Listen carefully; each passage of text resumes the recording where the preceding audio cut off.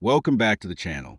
In today's video, I'm going to show you how to stream Crunchyroll on Discord. So let's get started. First, open Google Chrome on your computer. Once the browser opens, click on the search bar and type Crunchyroll. Then press enter. From the search results, click on the first Crunchyroll website and open it. Now, press the Windows button on your keyboard and search for Discord. Open the Discord application. Once Discord opens, click on the settings icon located at the bottom left corner. Scroll down to the settings menu and look for streamer mode. Open streamer mode and enable it. Next, scroll down and click on registered games. Click on add it. Then select Google Chrome from the list of running applications. After adding Google Chrome, click on the monitor/stream icon next to it to enable screen sharing for the browser. Now, return to your server or direct message where you want to stream.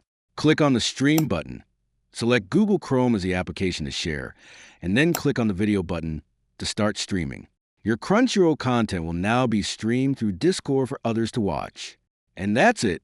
If you found this tutorial helpful, don't forget to like the video, subscribe to the channel, and turn on the notification bell for more technology and streaming tutorials.